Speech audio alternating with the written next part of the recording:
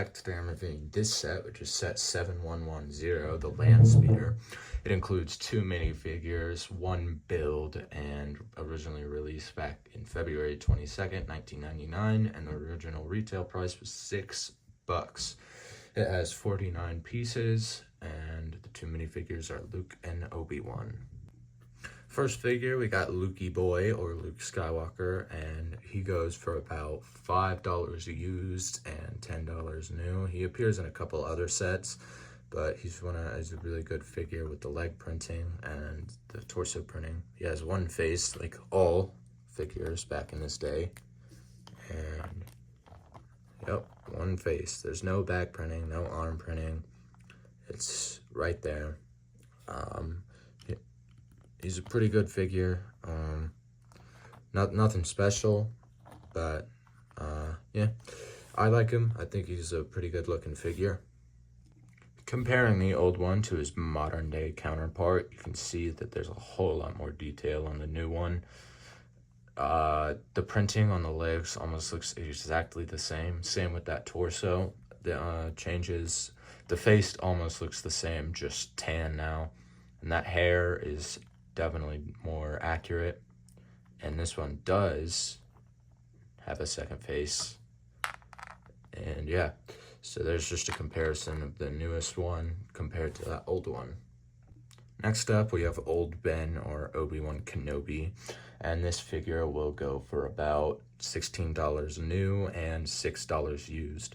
Now the lightsaber, there's only one in this set. I was unsure of who to give it to, and looking back at the instructions, as you can see when going over the instructions, when it says to build the lightsaber, it says to give it to Obi-Wan, so it must be Obi-Wan's lightsaber. Anyways, getting back to our boy here, you can see that he has some okay printing. Of course, there's none on the back torso, not even on the legs is there printing.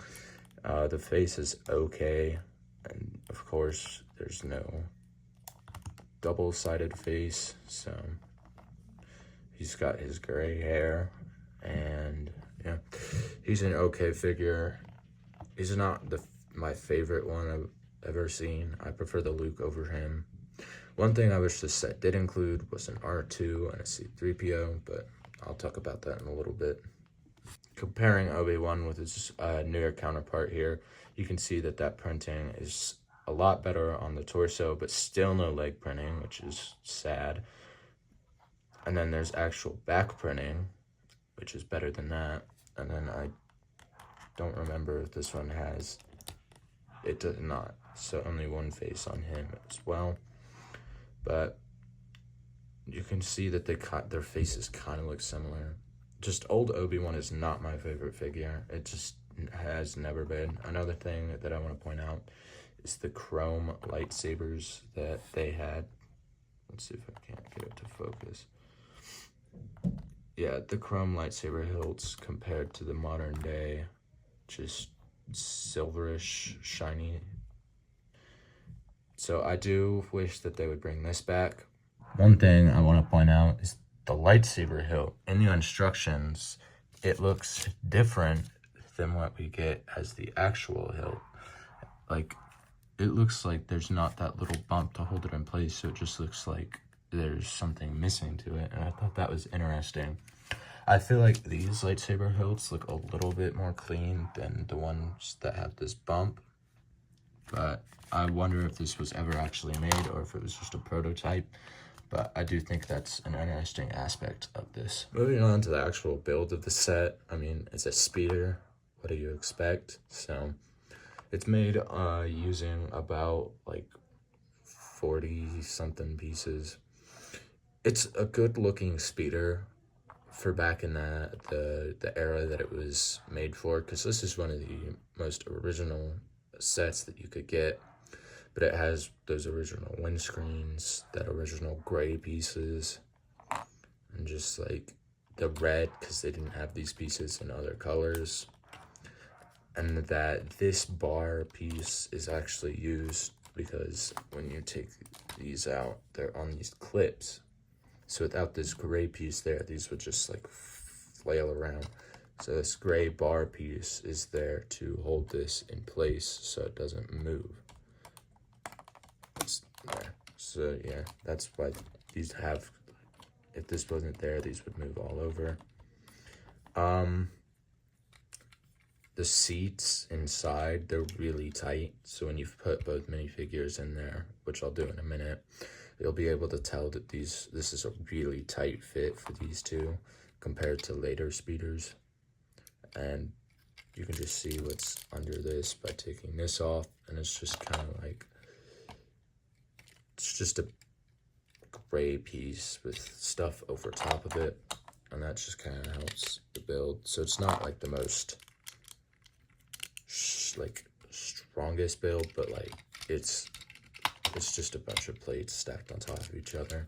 No Technic unless you count these, but it's fairly strong, and like if you're just playing with it or having it glide around, it's gonna stay together fairly well.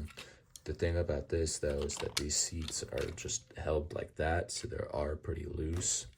So if you're like taking the figures out or something, they can oftentimes bring the seats out. And yeah, so I'm gonna put the minifigures in there and show you what it looks like. So I finally got both of them seated in there, and you can just see how tight it is. You can fit one minifigure with his arms down like this by his side, but the other one you have to put one arm up like that just to make them fit. So it is a super tight fit. And then as for the lightsaber, there's no actual storage for this. So what I did when I played with this set, or when I used it, I always took this back piece off because there's this empty slot where you can just take apart the lightsaber, and then the blade will fit like,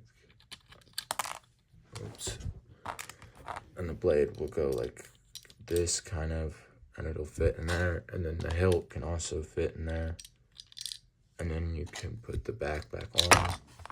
And this is not what it's meant for. This is just how I did it because I didn't want to lose it. So then the back can go on, and then you can have both minifigures in there, and now the lightsaber's stored in here. And you can hear the hilt rattle a lot, but the actual blade will stay put. So back in the day, for a $6 set, great price for 2 minifigures and a decent looking build. In modern day, would you really want to pay $90 for this in a sealed box? Probably not. I'd say that the $25 used price tag is a lot more reasonable. Like that's what, if Lego released this today, it would definitely be $25. It would have a lot more pieces and maybe only include one minifigure, but it'd still be about the same price.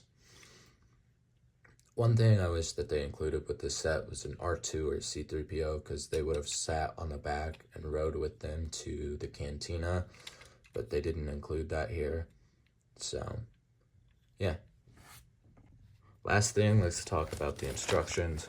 So on the instructions, they give you the set number, the name of the set, and it's just it matches the box. All instructions back then match the box. There's the image of Luke and Obi-Wan riding in the land speeder. Turning around, you can see that there's the alternate build that all sets back in the day had, and you'd use the pieces from this set to build this, but you had to take this one apart, and I won't be doing that. But you can see the 1999 red tag thing, and yeah, you can just pause and read all that writing if you want to. On to the actual instructions. In the instructions, since they didn't have the names on the box, you get the names of the characters inside the actual instruction. And it just goes as normal instructions. But one thing that these ones had is they had scenes from the movie in the top of the instructions. So each page had a different scene from that movie where this took place. And this is why I wish that it had an R2, because he's in the scenes. And now you can see. So I think this is pretty cool, and I wish Lego did this still, where they just showed different scenes from the movie.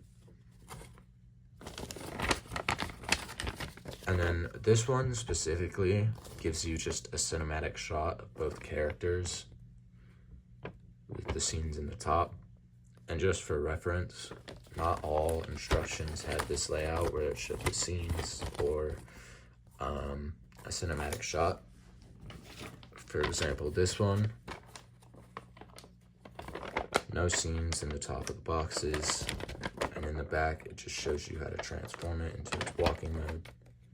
So yeah, this one was special for that, and the instructions are rugged because they're old, but I just appreciate the fact that they went through all this effort to make them at least look good with the space coloring in the background. It was just beautiful instructions. And I wish LEGO would do something like this today, but instead we get boring white instructions.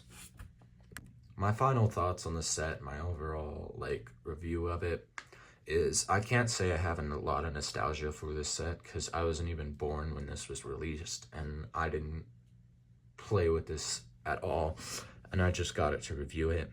But having it in my hands and actually being able to look at it and stuff, I have to say it's a decent build with decent minifigures, and for $6 back in the day, great price. But for modern day standards and stuff, it's just not where it needs to be.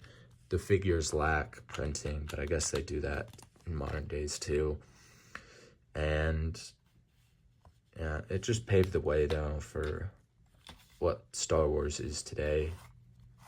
So I think this is a 6 out of 10 set. If you're looking to pick up an old set, I think there's better ones for a better price. But this one, I feel like if you're a collector, is a one that you should get and just have, because it's pretty cool. It's one of the original sets. And so yeah, I just give it a 6 out of 10 for overall everything. And since I don't have much nostalgia for it, I can't say that adds anything to it. Another thing I would like to note before ending is that these wheels sag because they're not the strongest thing. So just know that they kind of have are at this weird angle.